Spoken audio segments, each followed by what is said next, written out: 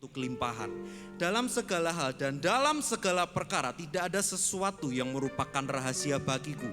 Baik dalam hal kenyang maupun dalam hal kelaparan, baik dalam hal kelimpahan maupun dalam hal kekurangan. Segala perkara dapat kutanggung di dalam Dia yang memberi kekuatan kepadaku. Amin. Maksudnya adalah ternyata perkara yang selama ini kita hadapi, saudara-saudaraku sekalian, terutama mahasiswa-mahasiswa ini yang cantik dan indah ini, yang ganteng ini, perkara kita tuh bukan cuma apa yang dirasa kita susah, tapi ternyata berkat dari Tuhan itu ternyata juga perkara yang kita harus jaga, harus kita lalui dengan hikmatnya, dengan kekuatannya. Begitu juga dengan tahun ini Bapak Ibu Saudaraku sekalian. Mari kita selalu terhubung, mari kita connect sama Tuhan. Kita percaya, kita punya pegangan apapun yang terjadi, kita selalu bersama dengan Tuhan. Dan Tuhan adalah Allah yang Immanuel. Amin. Mari sama-sama kita satukan hati, kita nyanyikan. Kuasa-Mu nyata di dalam kelemahanku, kekuatanku menopang seluruh hidupku. Dari mana datang pertolonganku? Katakan, hanya Yesus penolonganku. Katakan, Engkaulah sumber kekuatan hatiku, Kau persembunyianku Tuhan. Tempat persembunyianku, Engkau penolong di saat susahku, tempat perlindunganku. Kau menara dan perisai di hidupku. Boleh kita berikan kemuliaan yang luar biasa bagi nama Tuhan. Wow. Nyanyikan. Kuasa-Mu nyata di dalam kelemahanku, kekuatan-Mu menopang seluruh hidupku. Dari mana datang pertolongan? Only You Jesus, hanya Yesus pertolonganku. Engkaulah sumber kekuatan hatiku. Tak ada alasan lain Tuhan. tempat Oh, hanya Kau Tuhan. Engkau penolong di saat oh, tempat perlindunganku. Kau menara dan perisai di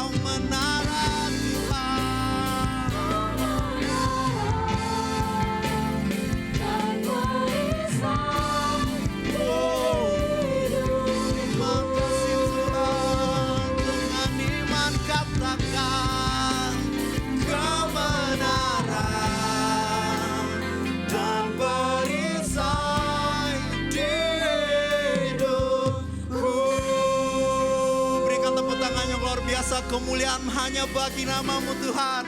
Terima kasih Tuhan, kami ada bersatu saat ini Tuhan. Bersekutu saling menguatkan Tuhan. Kami mohon urapan-Mu Tuhan, urapan-Mu Roh Kudus. Urapi kami, kuatkan kami dalam 1 tahun ke depan ini Tuhan. Engkau selalu bersama kami dan terhubung selalu dengan kami Tuhan. Terima kasih Tuhan, terima kasih. Kami akan lanjutkan ibadah ini dengan sepenuh hati. Biarlah jadi dupa yang harum bagi nama-Mu. Hanya dalam nama-Mu Tuhan Yesus yang sama-sama, yang siap bersama-sama untuk memuliakan nama Tuhan. Katakan, amin. Berikan kemuliaan bagi nama Tuhan. Mari kita nyanyikan bersama-sama, Yesus sahabatku. Mari bertepuk tangan di atas kepala kita sebagai bentuk kehormatan buat Tuhan. Clap, clap, clap.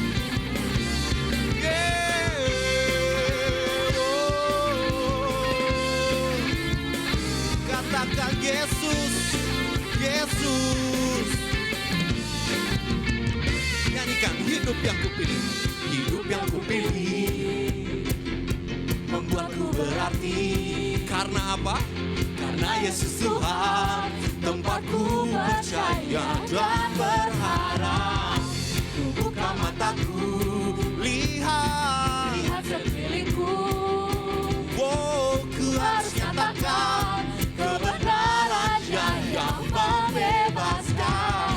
Karena kuasa-Mu, karena kehebatan-Mu, oh, ku dapat lakukan perkara besar dan Engkau semuanya. Yesus, Kaulah sahabatku. Yesus, Selalu berada di sisiku, Kau sumber kuatku. Mari lambaikan tangan bersama-sama. Yesus, Kaulah sahabatku, Yesus. Kau yang tak pernah jemu-jemu. di sisiku, Kau sumber kuatku. Oh, haleluya.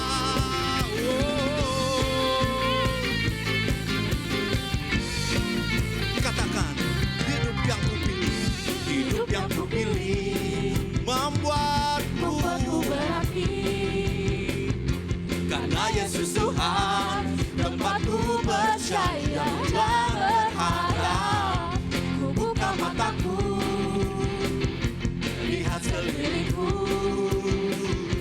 Ku harus nyatakan kebenarannya yang membebaskan. Jangan iman, karena kuasa-Mu, karena kehebatanmu, ku dapat lakukan perkara besar dan semuanya. Yesus, Kau yang dapat selalu berada di sisiku. Come on. Yesus, Kaulah sahabatku. Yesus, Kau yang tak pernah jemu-jemu di sisiku. Kau sumberku. Mari semuanya nyanyikan. Yesus, Kaulah sahabatku, belum kedengaran suaranya. Kau yang akan selalu berada Come on. di sisiku. Kau sumber kuatku. Come on. Oh, Yesus, Kaulah sahabatku, Yesus. Kau yang tak pernah jemu-jemu di sisiku. Kau sumber kuatku. Lebih tinggi lagi. Yesus, Kaulah sahabatku. Yesus, Selalu berada di sisiku. Kau sumber kuatku. Katakan, Yesus, Kaulah sahabatku. Yesus, Kau yang tak pernah jemu-jemu Di sisiku. Kau sumber kuatku. Katakan, Kau sahabatku, Kau sahabatku. Berada di sisiku.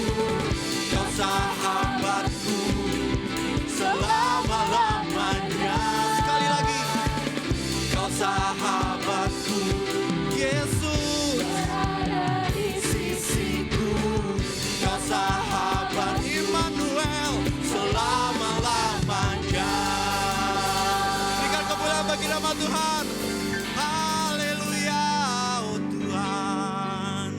Silakan untuk saudara-saudara sekalian. Mari sama-sama kita siapkan hati kita.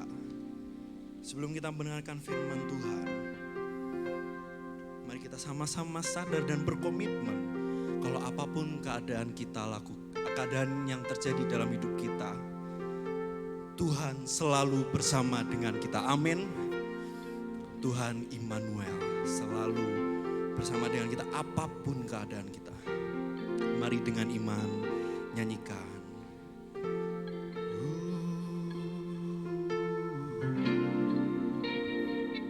Come on. Hanya Kau tempatku berlindung, hanya Engkau lakuku dan kekuatanku. Izinkanlah ku datang menyembah, membawa syukurku dengan iman. Sedalamnya hatiku Kau pun tahu, dan kasih-Mu tak jauh dalam jiwaku. Di dalam kesesakan, di dalam kemenangan, ku tahu Engkau selalu bersamaku. Oh, terima kasih Tuhan. Hanya Kau tempatku berlindung, hanya Engkau laluku dan kekuatan. Izinkanlah ku datang menyembah, membawa syukurku. Oh, sedalamnya hatiku Kau pun tahu, Yesus, dan kasih-Mu tak jauh dalam jiwa. Di dalam kesesakan, di dalam kemenangan, ku tahu Engkau selalu bersamaku. Sedalamnya hatiku Kau pun tahu. Terima kasih Tuhan. Kasih-Mu tak jauh dalam Jiwaku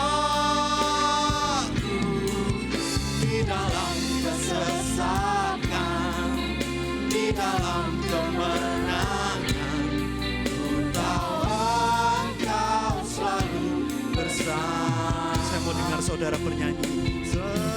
Sedalamnya hatiku Kau pun tahu,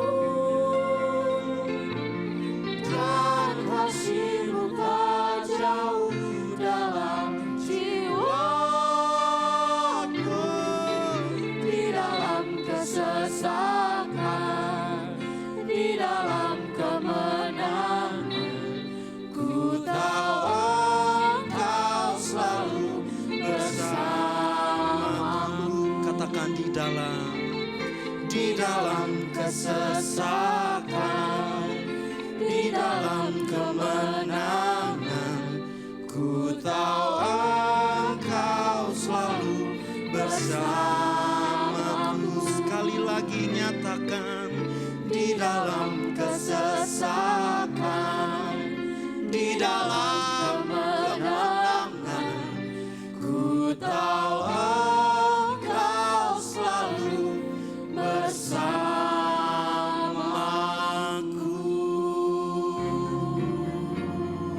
Boleh berikan tepuk tangan yang luar biasa buat Tuhan dong. Come on semuanya, belum semuanya. Terus. Haleluya oh Tuhan. Saya persilakan untuk Bapak Pendeta Roni Lee Amin untuk dapat memberikan firman.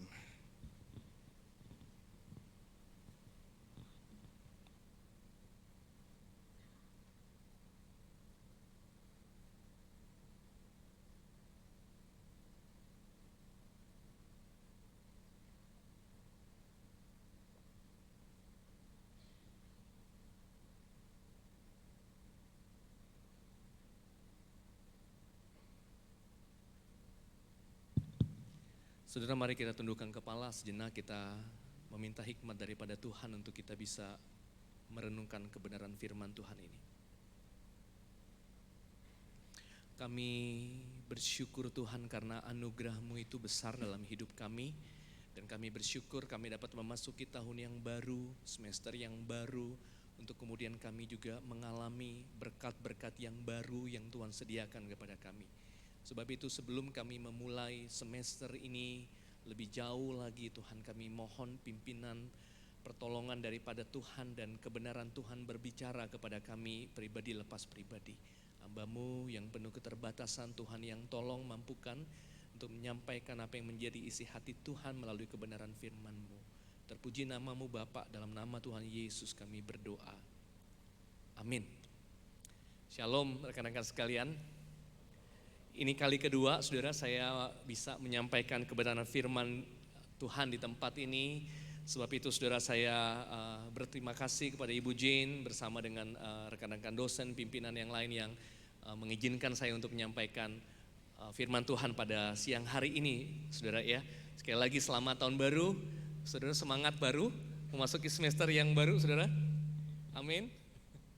Biarlah kiranya saudara setiap tahun baru kita tidak hanya membuat resolusi baru, tapi kita mengarahkan kepada Tuhan yang kita tahu pasti akan melakukan yang baik. Meskipun mungkin ada banyak hal prediksi tahun ini akan lebih sulit dari tahun yang akan datang saudara, tapi yakinlah bahwa kita punya Tuhan yang akan memimpin kita, yang akan terus membukakan berkat-berkatnya, pengharapannya bagi kita. Saudara, perkenalkan kembali, nama saya Roni Lee, saya melayani sebagai pendeta di GKI Anugerah di Bandung ini saudara ya. Ada rekan pelayanan saya Evangelis Melvin yang juga bersama-sama dengan kita saudara ya. Saudara, saya melayani lebih banyak di Young Adult Ministry dan pelayanan pemuridan pengajaran di gereja saudara. Dan tema awal yang diberikan kepada saya, boleh slide, adalah connect with God. Kalau boleh di di layar depan ditampilkan juga boleh ya, sehingga saya bisa melihat PowerPoint-nya. Saudara, tema ini menjadi tema yang penting bagi kita untuk kita belajar, karena kalau kita percaya kita tidak dengan kebetulan ada di dunia ini, kita diciptakan oleh Tuhan dan Tuhan menjadi inspirasi kita, sangat penting kemudian kalau kita kemudian terhubung dengan Tuhan saudara. Sebab itu saya mengajak kita untuk membaca satu bagian firman Tuhan dari Markus pasalnya yang pertama ayat 35 sampai 39. Saudara boleh buka di Alkitab atau di gadget saudara, aplikasi Alkitab saudara. Markus pasal 1 ayat 35 sampai 39. Markus 1 ayat 35, demikian firman Tuhan. Pagi-pagi benar waktu hari masih gelap, ia bangun dan pergi keluar. Ia pergi ke tempat yang sunyi dan berdoa di sana. Tetapi Simon dan kawan-kawannya menyusul dia. Waktu menemukan dia, mereka berkata, semua orang mencari engkau. Jawabnya, marilah kita pergi ke tempat lain, ke kota-kota yang berdekatan, supaya di sana juga aku memberitakan Injil. Karena untuk itu aku telah datang. Lalu pergilah ia ke seluruh Galilea dan memberitakan Injil ke dalam rumah-rumah ibadat mereka dan mengusir setan-setan. Saudara, ada satu buku yang sangat inspiratif dan saya membaca buku ini. Buku ini saya mengutip satu kutipan dari buku ini, saudara, saya bacakan buat kita semua. Saudara, saya ingin menjadi orang saleh. Saya ingin benar-benar mengenal Tuhan lebih baik. Saya ingin jadi konsisten. Tetapi satu-satunya yang konsisten adalah ketidakkonsistenan saya. Ketika berusia lebih muda, saya percaya ketidakkonsistenan ini disebabkan oleh usia saya yang muda. Saya percaya bahwa waktu akan mengajarkan semua yang perlu saya ketahui, dan ketika saya tua kelak, saya pasti sudah belajar tentang makna kehidupan dan telah menemukan rahasia kerohanian yang sejati. Saya sudah lebih tua, jauh lebih tua, dan rahasia itu masih tetap jadi rahasia bagi saya. Saudara, kalimat ini ditulis oleh seorang yang bernama Michael Yaconelli atau lebih dikenal Mike Yaconelli. Seorang pastor, seorang pendeta yang banyak melayani di kalangan kaum muda, saudara.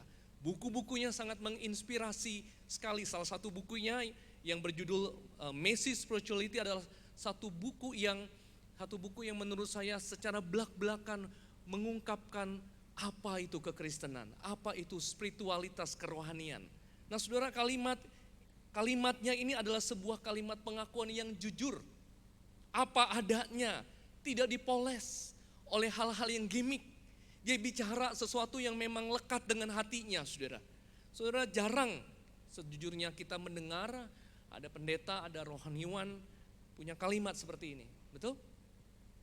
Seolah-olah kadang-kadang saudara, seorang yang rohani itu tampilnya baik, seolah-olah hidupnya teratur, hidupnya baik, dekat dengan Tuhan.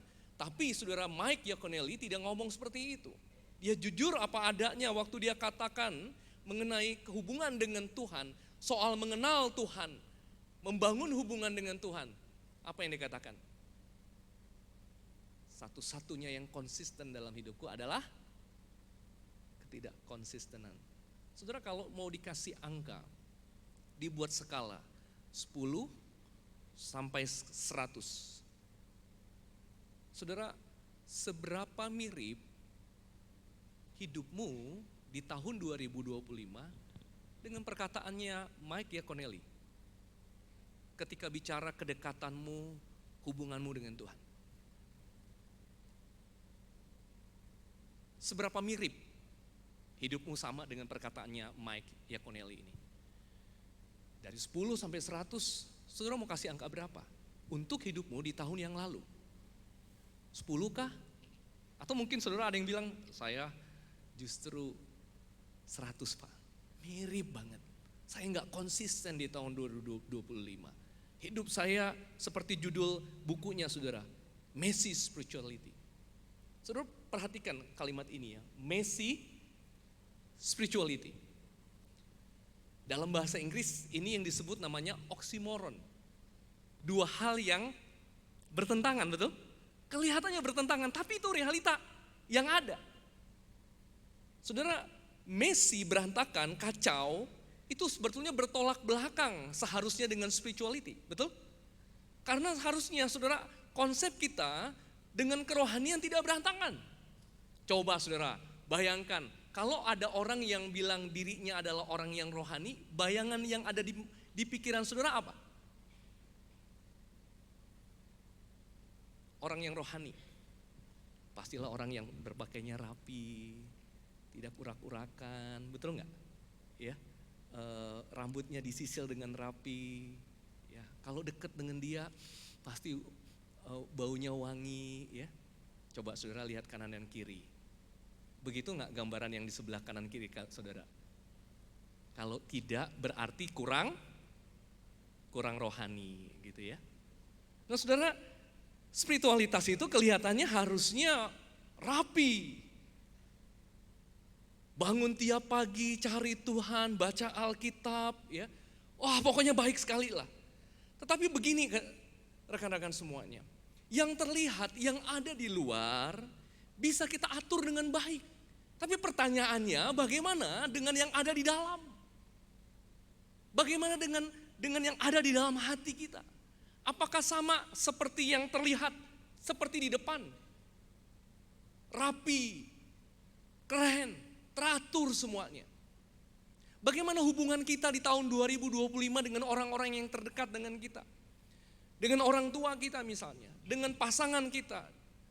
Atau mungkin saudara punya sibling, punya saudara. Bagaimana hubungan saudara dengan saudara kandung saudara sendiri? Dengan orang-orang teman-teman dekat, teman-teman persekutuan misalnya, bagaimana kondisinya saudara? Saudara, saya ceritakan apa yang saya pernah temukan dalam pelayanan, tentu bukan pakai nama aslinya. Misalnya saudara, seorang wanita yang bernama Ani. Ani ini adalah seorang pemuda yang melayani sebagai pemimpin small group. Sebagai pemimpin small group, dia memimpin teman-teman yang lain untuk memiliki kerohanian yang baik. Dia sangat aktif melayani. Tetapi saudara, beberapa kali dia datang kepada saya berkaitan dengan kondisi kerohaniannya. Apa masalah yang dihadapi oleh si Ani ini, saudara? Seorang pemimpin small group. Saudara, dia berulang kali merasakan dia tidak punya waktu untuk Tuhan. Dia merasa dirinya munafik. karena apa yang dia katakan, apa yang dia percayai, apa yang dia ajarkan tidak seperti itu. Dia mengalami struggle antara apa yang kemudian dia percayai dengan apa yang dia hidupi. Berulang kali dia datang dan bergumul dengan hal ini. Dan waktu dia datang sebetulnya dia ingin berhenti dari pelayanan. Karena dia merasa dia gak bisa menjalani kehidupan yang dualis seperti ini. Apa yang dia katakan, apa yang dia layani berbeda. Saudara, sampai hari itu dia masih melayani di gereja. Itu menjadi sebuah struggle dia. Nah, kemudian yang kedua, saudara, ada seorang pria yang menjadi worship leader. Waktu puji-pujian, mimpin pujian bagus sekali, mengangkat tangan dan sebagainya dengan suaranya yang baik. Tapi saudara, satu kali Andi ini datang kepada saya. Dia datang karena dia bertengkar hebat dengan ayahnya, seorang majelis dari gereja. Dia bertengkar hebat sampai kemudian saudara, kemudian papanya marah mengusir dia dari rumah. Halnya simple, sederhana, gara-gara mau pergi persekutuan doa. Papanya gak mau terlambat datang ke persekutuan doa, cepetan. Tapi mamanya telat. Lalu kemudian papanya bilang, udah cepet ma, ini kita sudah terlambat. Andi memang sudah ada di dalam mobil. Tapi mamanya belum siap. Lalu kemudian papanya tancap gas. Andi marah. Dia bilang, kenapa gak tunggu mama? Kenapa kita bermasalah kalau terlambat? Papanya bilang, saya gak mau terlambat. Andi kemudian mengeluarkan sebuah kalimat begini.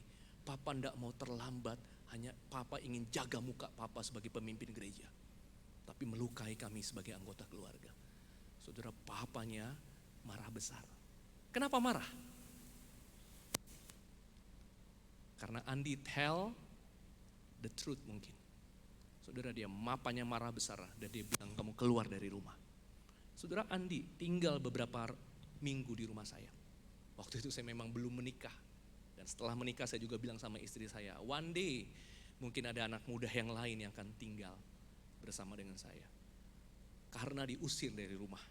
Saudara, bayangkan saudara, Andi seorang yang memimpin pujian, tetapi kemudian yang terjadi adalah relasinya dengan orang tuanya berantakan. Waktu kemudian dia berada di rumah saya beberapa minggu, saya tahu bahwa hubungannya dengan papanya, dengan orang tuanya bukan hanya di titik itu hanyalah ada faktor gunung es yang begitu meledak, tapi di bawahnya saudara hubungannya memang sudah tidak terlalu baik.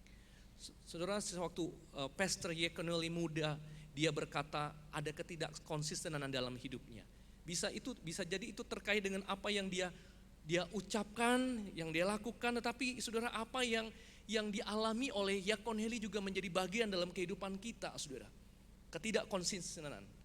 Apakah kisah tersebut juga menggambarkan situasi dengan apa yang teman-teman hadapi? Kalau hidup berantakan, pertanyaannya apa yang harus kita lakukan? Mulai dari mana? Saudara, firman Tuhan yang kita baca mengajarkan hal ini, saudara. Bahwa harmoni dalam hidup itu dimulai dari harmoni di dalam diri, di mana Allah itu hadir dan memegang kendali. Dan itu yang Yesus tunjukkan di tengah-tengah kesibukan pelayanannya, saudara. Saudara, ayat firman Tuhan yang tadi kita baca berkata begini, pagi-pagi benar, waktu hari masih gelap, dia bangun pergi keluar, ia pergi ke tempat sunyi dan berdoa di sana. Saudara, Yesus melakukan hal ini bukan pada saat liburan, bukan pada saat dia lagi holiday, lalu kemudian dia cari tempat yang proper untuk kemudian dia mengambil saat teduh bersama, berdoa dan kemudian berbicara kepada Bapaknya. Tidak, saudara. Konteksnya justru pada waktu pelayanannya lagi padat-padat.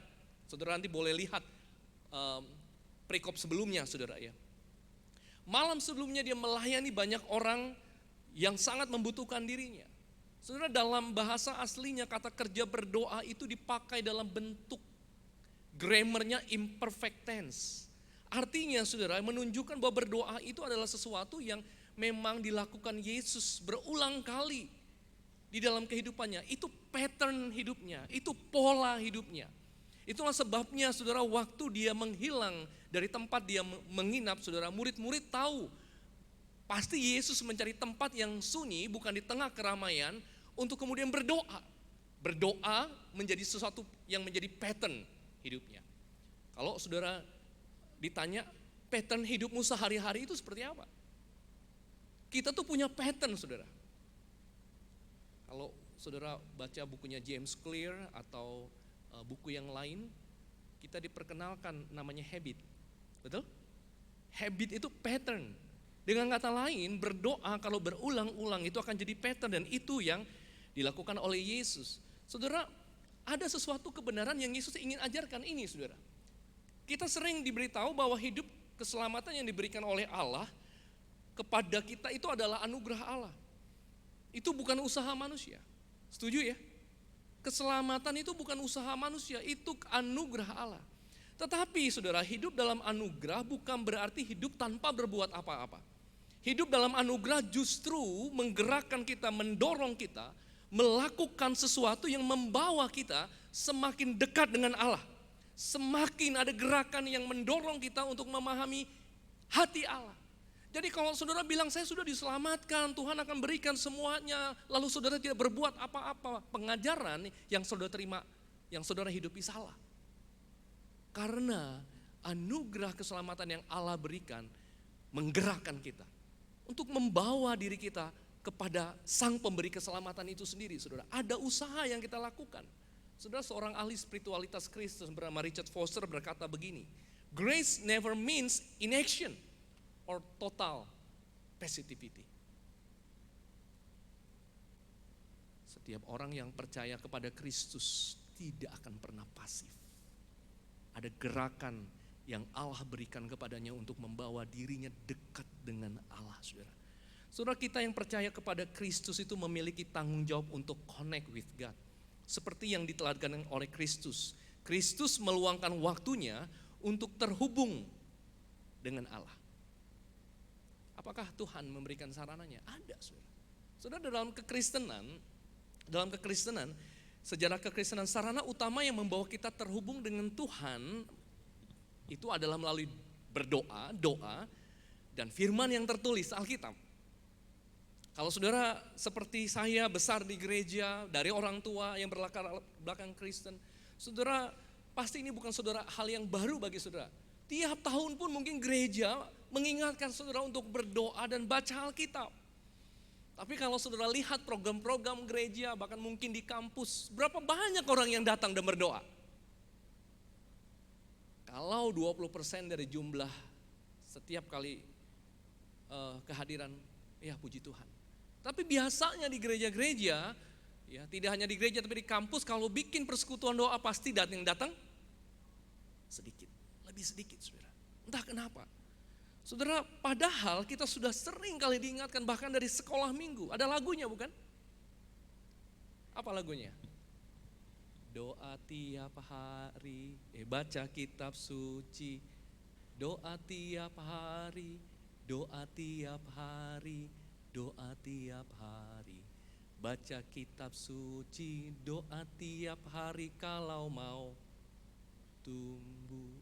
Saudara, kalau kita mau tumbuh, dari kecil kita sudah kasih tahu berdoa dan baca firman Tuhan. Sayangnya kita lebih sering melihat hal ini sebagai tugas. Betul ya? Kalau kita melihat baca firman Tuhan, berdoa sebagai tugas, saudara, 100 kali, 1000 kali pun kita melakukannya tidak akan mengubah hidup kita. Enggak ada transformasi rohani di dalamnya, saudara, kalau kita melihatnya sebagai tugas. Kecuali kalau kemudian kita melihatnya sebagai kebutuhan. Kecuali kalau Roh Kudus menggerakkan kita untuk melakukan itu. Saudara, kalau kita lihat tugas, aduh susah. Sama seperti kalau saudara disuruh membaca buku. Pengalaman saya kalau dalam studi, saudara, ya aduh paling enak baca buku ketika sudah tidak kuliah. Betul? Coba saudara suka, misalnya ada novel yang saudara suka. Lalu kemudian dosen bilang gini, sekarang baca novel yang sama tapi sebagai tugas. Udah gak enak bacanya, bukan? Apapun yang kalau di frame menjadi sebuah tugas, saudara, tidak ada kenikmatan di dalamnya. Seperti itu juga kalau kita melihat, saudara, doa dan baca firman Tuhan sebagai tugas. Saudara, seorang penulis berkata seperti ini. Christianity is not a legal relationship. It is a love relationship. 10,000 do's and don'ts will never make you one iota more like the Lord Jesus Christ. It is Jesus himself who makes you like him. But you need to spend time with him. Saudara, hubungan dengan Tuhan di Injil Markus itu digambarkan sebagai sesuatu yang sangat personal. Sebab itu kalimatnya saudara dikatakan begini, ada kalimat tempat sunyi. Yesus pergi ke tempat sunyi dan berdoa di sana. Saudara, kelihatannya hanya sambil lalu, oh Yesus cari tempat yang sunyi. Tetapi tempat sunyi, apa yang ingin diajarkan oleh Injil Markus adalah sesuatu yang mendalam. Tempat sunyi itu juga berarti bisa diartikan wilderness, padang gurun saudara.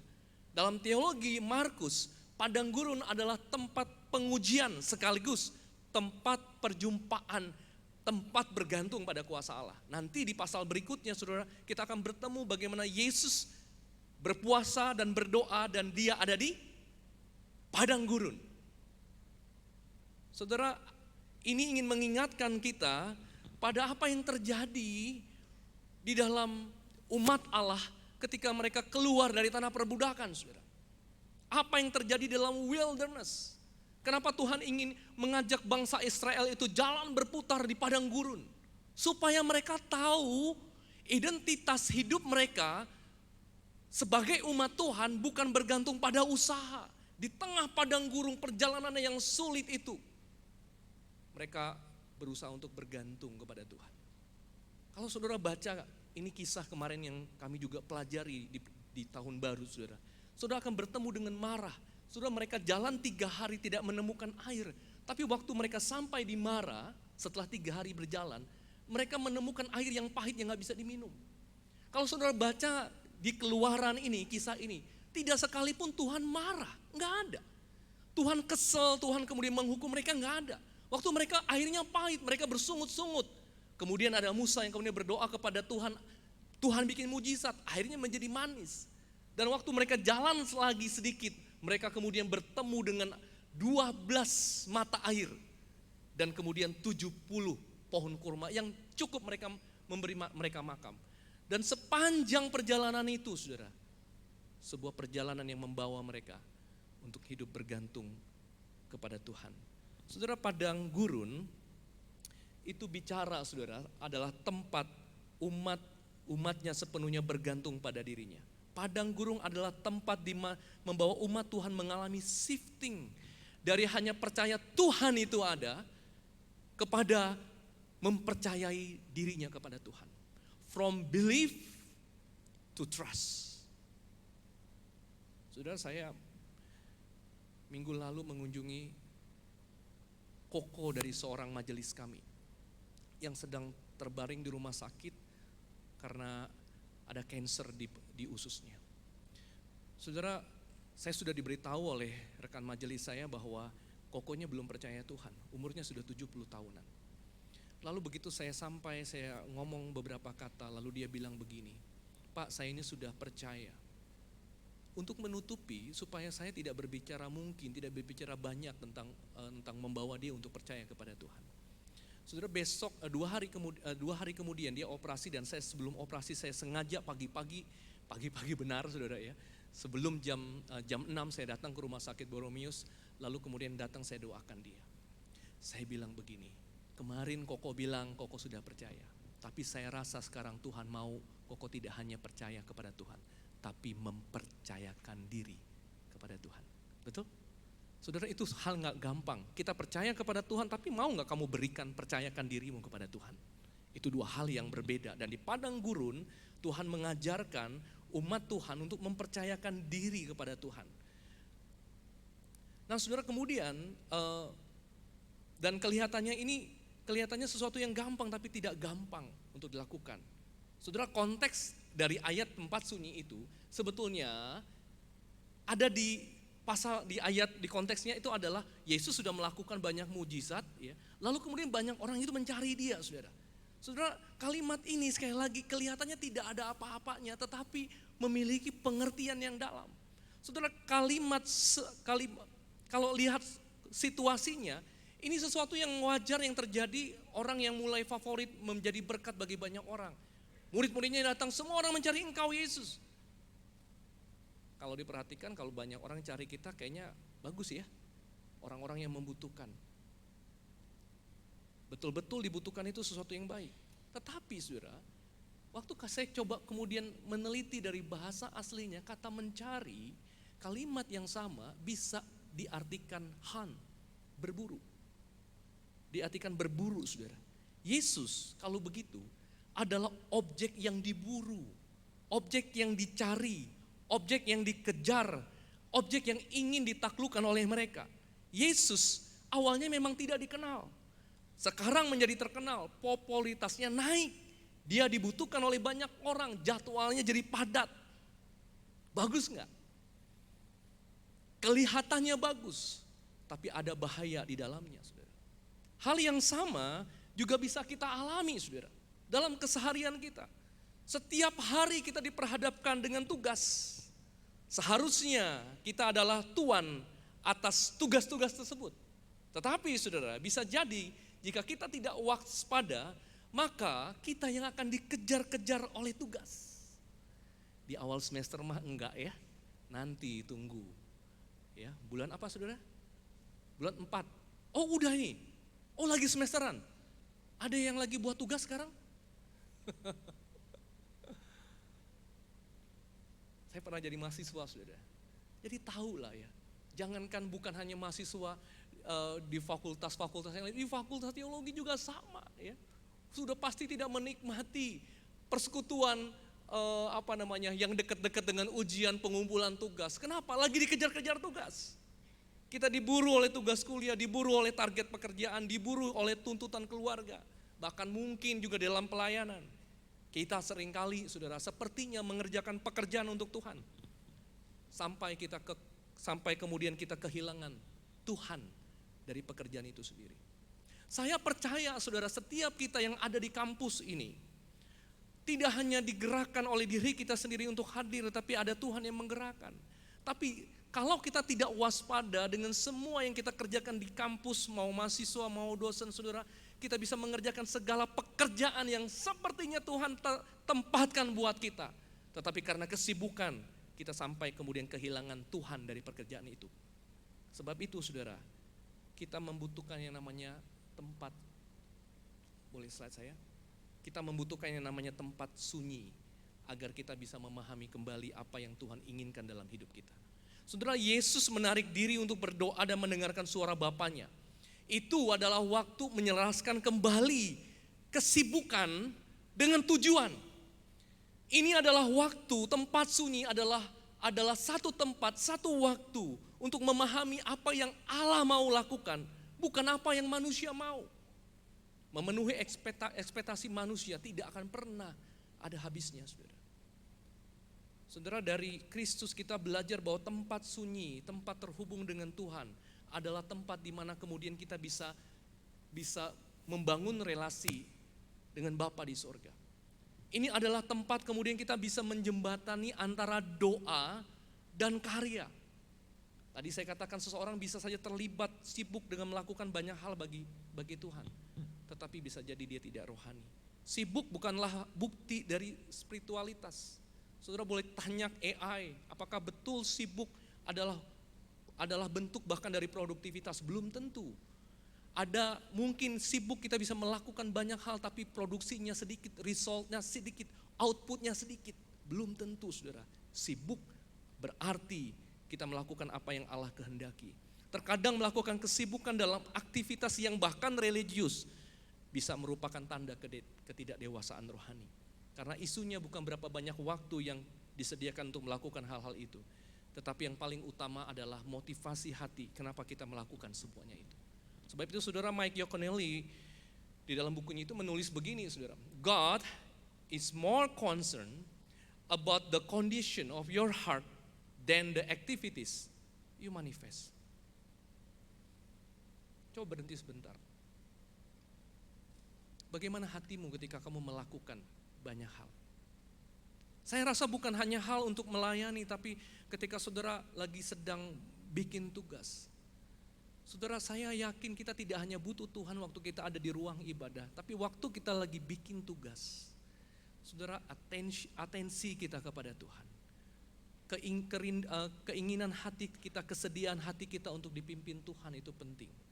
Karena saya yakin apa yang Tuhan ingin kita hasilkan bukan pada hal-hal rohani saja, kegiatan rohani saja, tapi pada perkuliahan kita, pada tugas-tugas yang sepertinya biasa. Sehingga satu hari nanti kita bisa bilang bahwa apa yang saya hasilkan ini memang saya ditolong dan dimampukan oleh Tuhan, dan ini untuk kemuliaan bagi nama Tuhan. Saudara, lebih jauh lagi, Yakonani bilang begini, saudara. Spirituality is not a formula. It is not a test, it is a relationship. Spirituality is not about competency, it is about intimacy. Spirituality is not about perfection, it is about connection. Spirituality is not about being fixed, it is about God's being present in the midst of our unfixedness. Saudara, sebab itu penting untuk mempunyai tempat sunyi, supaya kita bisa terkoneksi dengan Tuhan. Di tempat sunyi itu gak perlu performance. Sebab itu saya suka bilang begini kepada para penata lain, kalau kamu gak punya waktu teduh di hadapan Tuhan, tidak ada waktu untuk terhubung dengan Tuhan, saudara, percuma. Jangan-jangan di depan ini kita jadi performer, bukan jadi worship leader, bukan jadi pemusik, penyanyi yang kemudian memuji Tuhan. It's just performance. Ini hanya tampilan, dan Allah benci dengan itu. Sebab itu kalau saudara baca beberapa kitab seperti Yesaya, Tuhan dengan tegas bilang begini, aku jijik dengan pertemuan ibadahmu. Karena cuma perform doang. Saudara, menurut saya hal-hal pelayanan mimbar seperti ini sangat berbahaya. Apakah saya lagi perform ketika saya memuji Tuhan, jadi worship leader, jadi singer? Waktu saya mengangkat tangan, apakah betul saya bernyanyi mengangkat tangan untuk Tuhan? Atau ini sekedar sekali lagi performer? Waktu saya ada di kursi jemaat, apakah saya angkat tangan? Apakah saya betul-betul nyanyi dengan baik? Sebab itu saudara, tempat sunyi adalah tempat di mana kita mengkoneksikan lagi hati kita dengan apa yang kita lakukan dalam kehidupan sehari-hari. Lalu bagaimana kita melakukannya? Saudara, paling tidak ada 5 faktor kalau kita ingin sungguh-sungguh terkoneksi dengan Tuhan. Usaha yang memang Tuhan inginkan dari kita. Ada the proper period, waktu yang sepantasnya. Kapan itu? Kalau bagi saya pagi hari, saudara. The proper preparation, persiapan yang sepantasnya. Kalau saya mau bangun pagi, saya tahu saya akan tidur lebih awal. Tahun ini saya punya resolusi adalah saya tidur lebih awal. Sebisa mungkin jam 10 malam saya sudah tidur. Meskipun biasanya saya baru jam 12, jam 1 bisa tidur. Sehingga ketika saya bangun jam 5 pagi, saya fresh. Saya siap untuk bertemu dengan Tuhan. The proper place, tempat yang sepantasnya. Saya ada tempat di rumah saya yang saya pakai sekarang untuk saya bertemu dengan Tuhan setiap pagi. Bahkan saya juga beli satu lilin aromatik, saudara. Supaya apa? Ketika saya bertemu dengan Tuhan, ada wangi-wangian yang kemudian saya bisa hirup. Termasuk aroma kopi. Saya suka bikin kopi dan kemudian saya taruh di meja ketika saya membaca Alkitab. Waktu saya menyeduh, aroma dari kopi itu, saudara, itu sebagai pengingat. Wangi-wangian itu menyegarkan saya, memori saya kalau saya mungkin ingin tidur lebih awal. Saya ingat pagi-pagi waktu teduh saya bersama dengan Tuhan dan secangkir kopi hitam. Aroma itu mengingatkan saya dengan pertemuan saya dengan Tuhan, saudara. The proper provision, perlengkapan yang sepantasnya. Ada mungkin alat tulis, ada Alkitab, ada mungkin buku bacaan yang saudara perlu siapkan. Ada buku tulis yang saudara untuk mencatat apa yang Tuhan inginkan. Dan proper prosedur yang sepantasnya. Semua yang tadi saya ceritakan ada dalam tanda kutip SOP-nya, persiapan dan sebagainya. Saudara, kalau sungguh-sungguh kepada Tuhan, ini yang saudara perlu sediakan. Waktu teduh Anda sebaiknya mungkin saja bagi saya minimal setengah jam. Tetapi saya punya mentor yang punya renungan, ini mentor rohani saya, saudara. Dia bilang, kamu minta orang 30 menit, mustahil. Saya bilang, berapa menit waktu saat teduhmu? Dia bilang, saya cuma 10 menit. Hah? 10 menit? Dia bilang, dengan pekerjaan saya gak punya waktu banyak, tapi 10 menit itu saya sudah siapkan baik-baik. 10-15 menit. Kalau saya berjumpa, dia kebetulan ada di Singapura.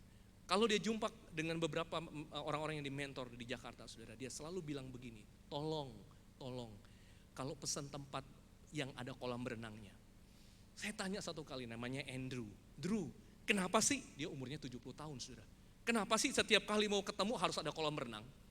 Dia bilang, kamu tahu bukan berenangnya, dia bilang. Karena setiap kali saya berenang, saya menghafal ayat firman Tuhan. Saya pikir unik orang ini. Tapi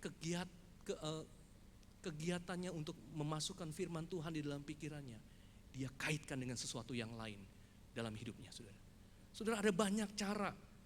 Yang paling penting adalah make time. If you don't have time, orang Inggris bilang apa? Make time. Buat waktu. Karena kadang-kadang masalahnya bukan karena nggak ada waktu, karena kita nggak ada niatnya, saudara. Mazmur 5 ayat 3 berkata begini, pada waktu pagi aku mengatur doa bagimu dan aku menunggu-nunggu. Saudara, kenapa saya bilang pagi hari adalah waktu yang terbaik untuk terhubung dengan Tuhan? Karena sama seperti waktu kita pakai Google Map. Kita nggak jalan dulu baru buka Google Map, bukan? Kita buka Google Map dulu. Pagi hari waktu terhubung dengan Tuhan, seperti saya membuka sebuah peta apa yang akan saya jalani hari ini, saudara. Saudara, saya ingin tutup dengan kalimat ini, terhubung dengan Kristus di tempat sunyi adalah satu-satunya jangkar yang menjaga kita tetap memiliki hati Allah di tengah kesibukan dunia.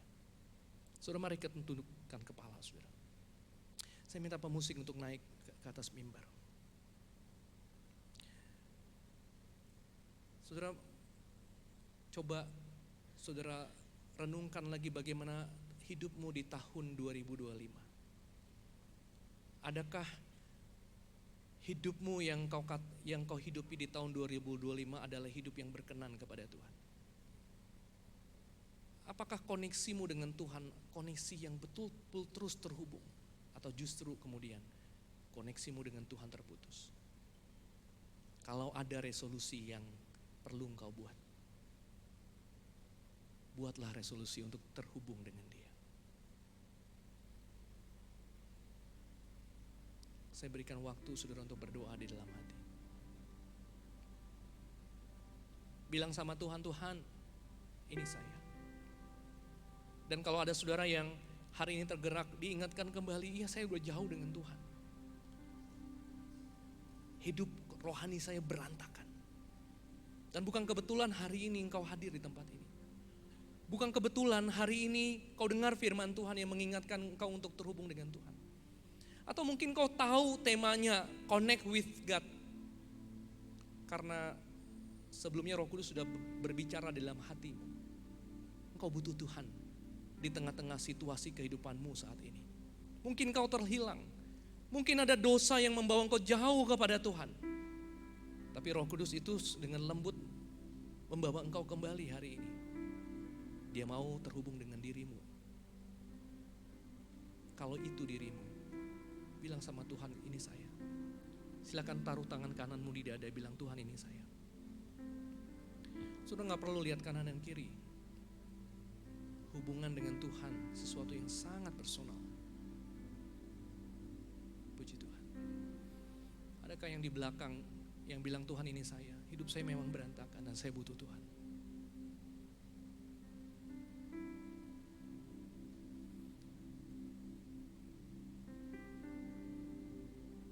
Saudara, Tuhan tidak hanya menyediakan Alkitab, menyediakan sarana untuk berdoa terhubung dengan Dia. Tetapi Dia juga menyediakan orang-orang seiman yang lebih dulu berjalan bersama-sama dengan Dia. Saudara, di kampus sini ada PMK, ada kakak-kakak tingkat yang mungkin menyediakan dirinya untuk melayani, untuk membawa engkau sama-sama bertumbuh di kampus ini. Saudara, kalau saudara rasa saudara butuh, ada orang yang membimbingmu untuk terus terhubung dengan Tuhan, menjadi teman akuntabilitas. Saudara, PMK itu jawaban dari Tuhan. Dalam doamu kamu bilang, Tuhan saya butuh. Tuhan berikan seorang kakak rohani, seorang teman rohani yang bisa membimbing saya. Taruh tangan kananmu di dada, bilang Tuhan ini saya. Bapa di sorga, terima kasih.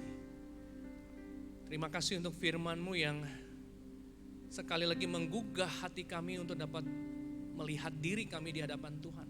Apakah kami terhubung dengan Tuhan? Atau semua yang kami lakukan sekedar menjadi sesuatu yang ala kadarnya, atau bahkan mungkin kelihatannya hebat tapi di dalamnya sesungguhnya berantakan. Kami tidak terhubung dengan Tuhan. Celakalah kami kalau kami adalah orang-orang yang melayani, tetapi pelayanan kami sesuatu yang klise, sesuatu yang didandani dengan rapi, tetapi di dalamnya penuh dengan tulang belulang. Hari ini kami datang kepadamu Bapa. Ampuni kami dan tolong kami untuk hidup apa adanya di hadapan-Mu. Dan kiranya Tuhan yang akan menolong, memberkati. Berkati ke teman-teman di PMK yang sudah menyediakan diri. Engkau yang mengurapi mereka, memakai mereka untuk menjadi teman perjalanan selama berada di kampus Maranatha ini. Sehingga setiap orang bisa terhubung dengan Tuhan. Berkati juga untuk para dosen staf yang mungkin juga menjadi alat di tangan Tuhan untuk membimbing para mahasiswa, teman-teman mahasiswa untuk mengalami hidup yang berarti di dalam Tuhan. Terima kasih Bapak, ini doa yang kami naikkan kepadamu. Dalam nama Yesus kami berdoa, amin.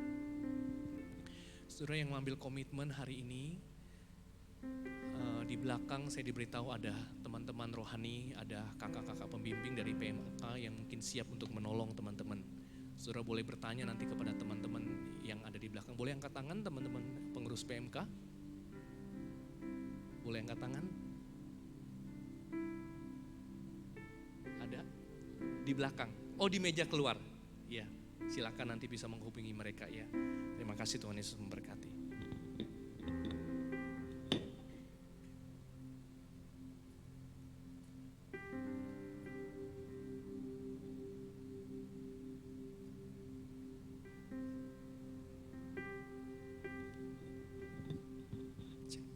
Terima kasih untuk Bapak Pendeta Ronili. Kiranya setiap pelayanannya selalu diberkati oleh Tuhan. Amin. Lalu selanjutnya izinkan saya untuk mempersilahkan untuk Saudari Fidela dapat sharing PMK. Saudari Fidela. Ya, saya persilahkan.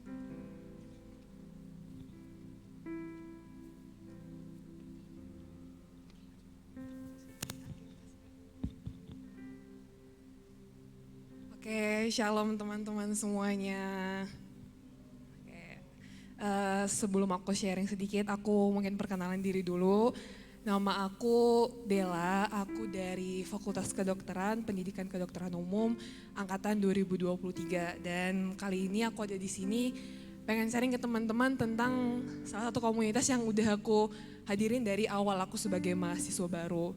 Jadi PMK sendiri, mungkin dari tadi disebut juga ya sama Pak Pendeta tentang PMK. PMK kepanjangan dari Persekutuan Mahasiswa Kristen. Dan menurut aku PMK sendiri adalah tempat buat kita itu pulang lagi, buat kita kembali disegarkan sama kebenaran firman Tuhan itu gimana. Tempat buat kita bisa kenal sama satu sama lain, buat kita saling cerita apa yang kita rasain, kita gumulin, dan di sana kita saling menguatkan gitu di dalamnya. Ada di PMK aku merasa aku diterima, aku dipedulikan di sana, dan jujur aku juga bertumbuh secara pribadi aku, secara kerohanian aku, karakter, emosi, dan bahkan reaksi aku terhadap apa yang terjadi di hidup aku, apa yang terjadi di sekitar aku. Dulu aku mungkin sama juga kayak teman-teman pernah ngalamin yang namanya mahasiswa baru, mungkin ada juga di sini yang teman-teman dari perantauan, dan ngerasa pada saat nyampe di Bandung, oh kita harus adaptasi lagi. Kita harus, kenal sama teman-teman baru lagi. Dan ada di fase dimana aku harus nangis lagi, stres lagi, nanggung beban ini sendiri. Tapi ternyata aku punya Tuhan yang penuh kasih. Dia gak biarin aku buat lewatin semuanya itu sendiri. Dia kasih aku komunitas yang ngeyakinin aku sampai sekarang tuh setiap apa yang aku alamin, aku rasain, aku gumulin masalah itu pasti berlalu. Dan kenapa juga aku bisa bilang gitu, karena kita di PMK itu ada yang namanya kelompok kecil. Biasanya itu ada 5-6 orang dan udah pasti itu lebih intens lagi ya, lebih bonding lagi gitu di dalamnya. Di sana aku belajar tentang banyak hal, tentang keserupaan dengan Kristus itu seperti apa. Dan mungkin tadi disebutkan kita harus punya waktu buat berdiam diri sama Tuhan, tapi bukan berarti kita nggak ada aksi juga. Dimana kita bisa ngerasain Tuhan lagi tuh, kita punya saudara-saudara seiman kita. Dan sebagai mahasiswa jatuh bangun karena dosa itu aku masih ngalamin.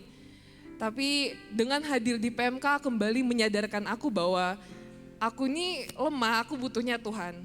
Pada saat kita berdosa dan kita larinya itu enggak ke Tuhan, ya jangan-jangan yang kita alami nanti bukan pertobatan, tapi rasa bersalah yang mungkin tuh gak berasal dari Tuhan.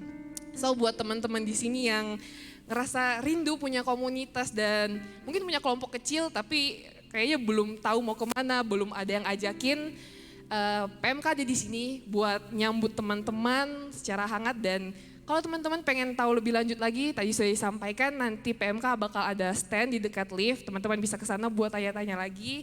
Dan sekian itu aja dari aku, terima kasih, Tuhan Yesus memberkati.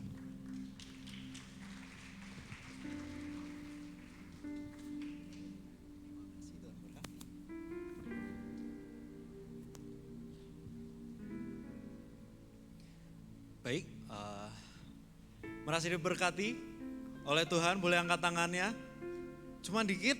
Nah gini semua boleh berikan tepuk tangan luar biasa buat Tuhan. Woo! Kuasa Tuhan sungguh luar biasa setiap kita. Yuk mari izinkan saya untuk mengajak saudara-saudara sekalian untuk memberikan persembahan. Ya, mari kita memberikan persembahan syukur kita dan ingatlah firman Tuhan berkata dalam 1 Tesalonika 5 ayat 18 yang menyatakan, ucapkanlah syukur dalam segala hal sebab itulah yang dikehendaki Allah di dalam Kristus Yesus bagi kamu. Amin. Silakan ini di sini ada juga tertera kris di layar, boleh di scan lalu memberikan persembahan yang terbaik bagi nama Tuhan.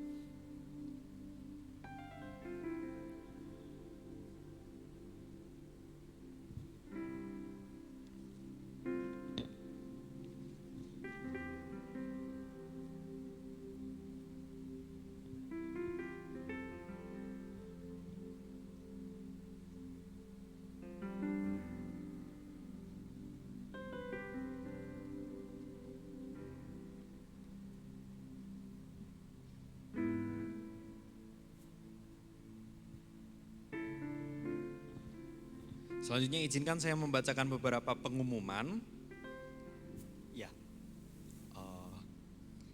Jadi Maranatha Family Fellowship pada tanggal 16 Januari 2026 ditiadakan ya.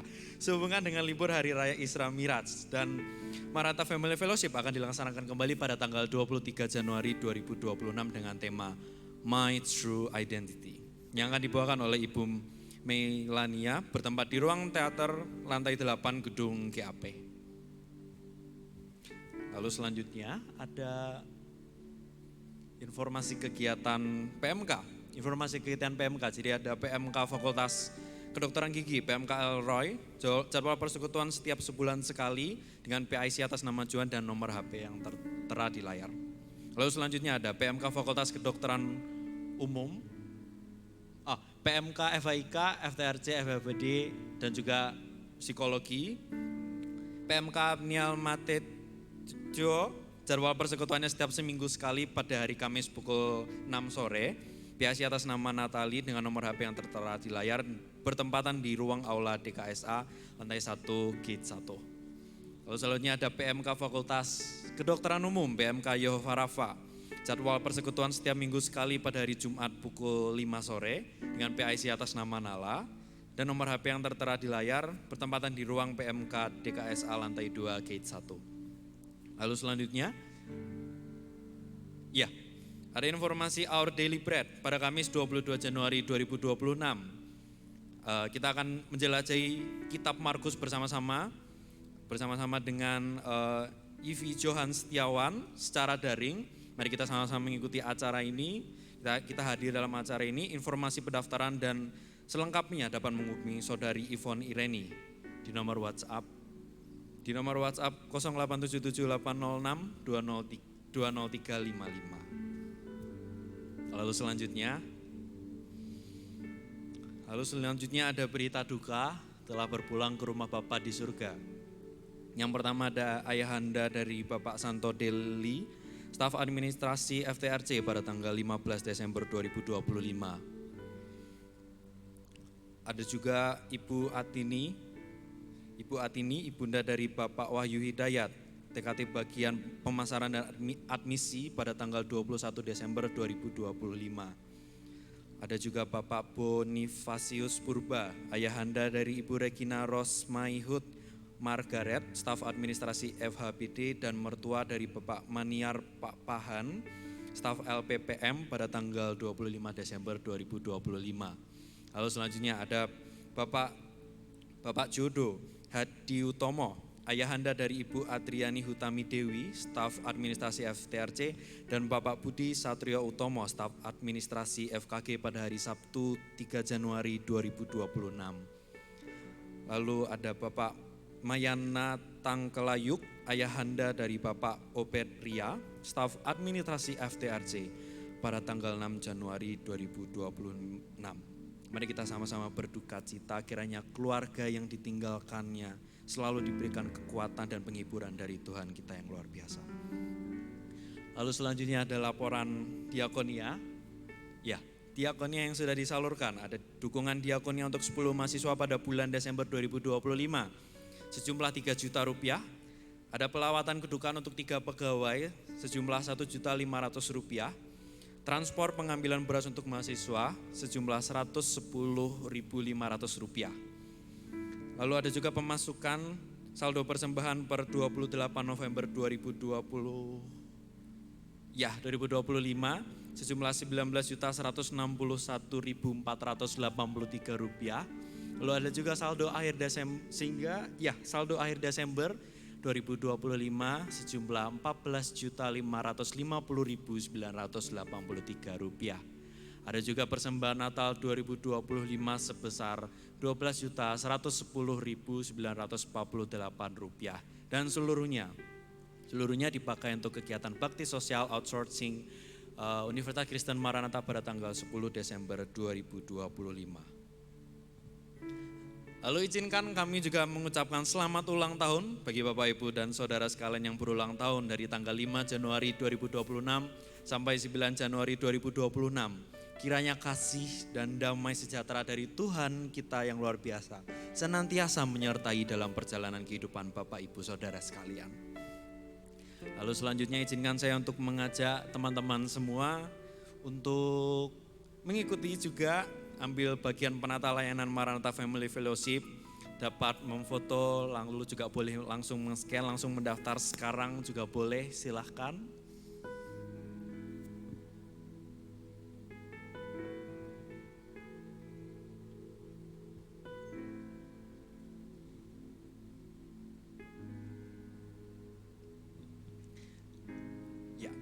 Lalu selanjutnya izinkan saya juga untuk mengajak teman-teman semua, Bapak Ibu Saudara sekalian untuk mengisi link evaluasi dan presensi MFF melalui scan QR yang tertera di layar. Hasil evaluasi ini tentu akan menjadi masukan bagi fakultas, prodi, dan unit kerja universitas dalam proses pembudayaan nilai hidup Kristiani.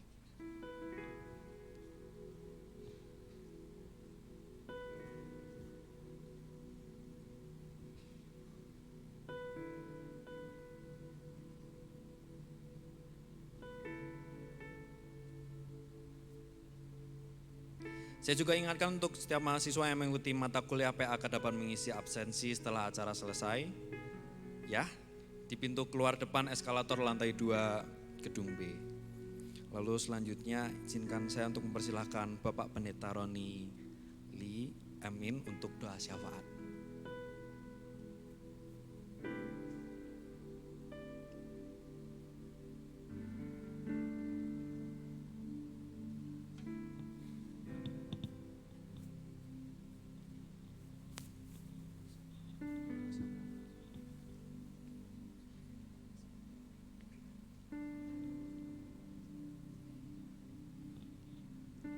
Mari kita satukan hati kita kepada Tuhan. Bapa, kami berdoa menyerahkan kehidupan kami di tahun 2026 dalam pengasihan Tuhan.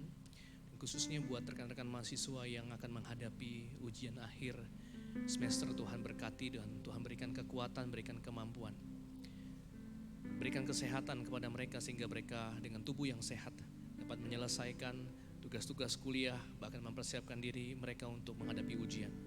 Biarlah kiranya Engkau yang memberikan satu perspektif yang benar bahwa ujian yang diberikan adalah untuk menilai seberapa bisa kami kemudian menguasai materi-materi yang kami telah pelajari selama 1 semester yang lalu ya Tuhan. Sehingga biarlah kiranya itu menjadi sebuah tolok ukur untuk kami melakukan lebih baik lagi di semester yang akan datang. Sebab itu Tuhan, tolong kami, berikan kami roh keberanian, bukan kami roh ketakutan. Roh keberanian yang akan bisa menerobos batasan-batasan yang kadang-kadang menjadi sebuah mental block bagi kami Tuhan. Dan biar kiranya dengan kuasa daripada Roh Kudus, kami dimampukan untuk melihat potensi yang Tuhan memang sudah letakkan di dalam diri kami. Berkati juga untuk para dosen yang tentu harus mempersiapkan diri untuk ujian itu sendiri dan meluangkan waktu untuk memeriksanya. Berikan sukacita ya Tuhan. Biarlah para dosen dapat melihat ini sebagai sebuah pelayanan, dan Tuhan yang menolong mereka dengan kekuatan dari Roh Kudus dapat menyelesaikan semua tugas penuh dengan sukacita. Kami berdoa untuk memasuki liburan juga untuk para mahasiswa. Tuhan berkati supaya dengan liburan dapat dimanfaatkan dengan baik untuk kemudian mendatangkan kesegaran untuk masuk pada semester yang baru. Hamba berdoa juga Engkau yang memberikan seluruh staf dosen yang ada di kampus ini berkat yang melimpah daripada Tuhan, kesegaran untuk dapat melihat lagi tantangan di tahun 2026 menjadi sesuatu yang indah di mata Tuhan, yang dimana Tuhan akan memimpin kami juga melewatinya dengan baik.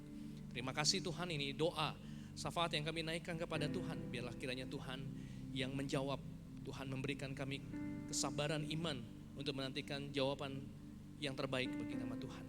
Terpuji namamu Tuhan, ini doa yang kami naikkan kepadamu dalam nama Tuhan Yesus kami berdoa. Amin. Mari sama-sama kita akhiri pada siang hari ini. Saya ajak untuk kita semua bangkit berdiri, boleh berikan semangat ke teman-teman kanan kirinya, semangat Tuhan Yesus memberkati. Kita nyanyikan Allah sumber kuatku. Come on, mari kita bertepuk tangan. Woo!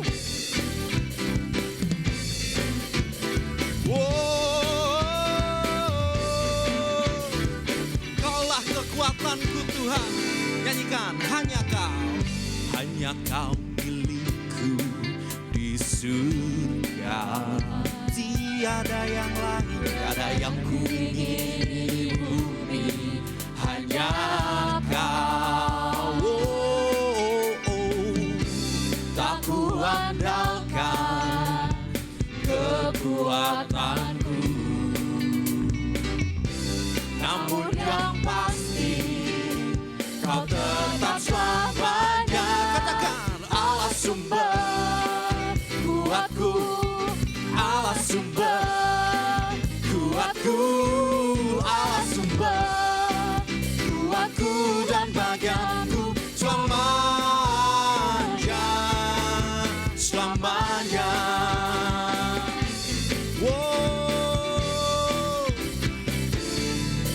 Katakan, hanya Kau milikku di surga. Tiada yang ku ingini di bumi, hanya Kau. Aku andalkan kekuatanku, namun yang pasti semuanya Kau tetap selamanya. Allah sumber kuatku, Allah sumber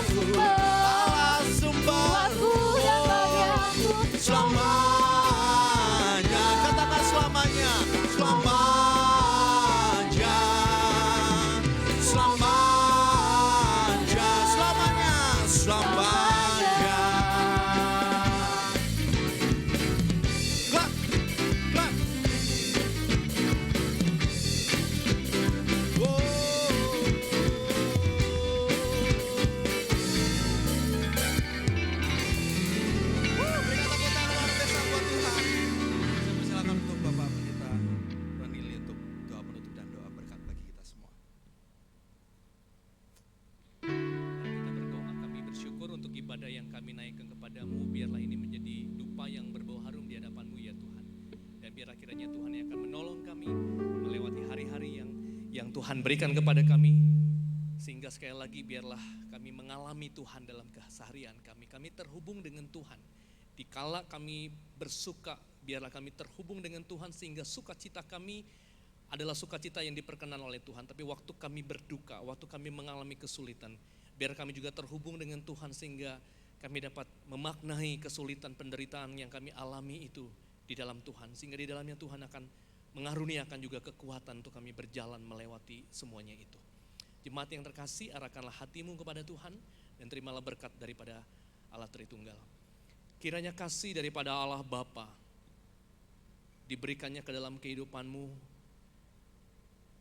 damai sejahtera yang daripada Kristus memerintah di dalam hidupmu, dan biarlah kiranya pertolongan, kekuatan, penghiburan daripada Allah Roh Kudus diberikan ke dalam kehidupanmu sehingga engkau dapat menjadi saksinya, dan berkat dari Allah Tritunggal ini ada padamu dari hari ini sampai Maranatha Tuhan Yesus datang untuk kedua kalinya. Amin.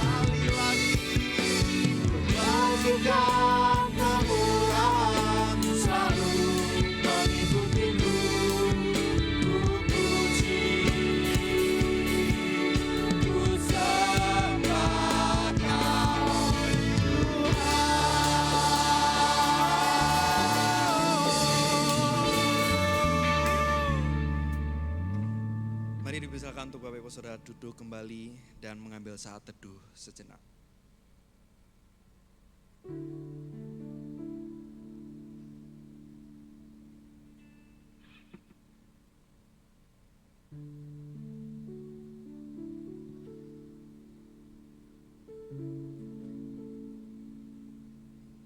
Ya, amin.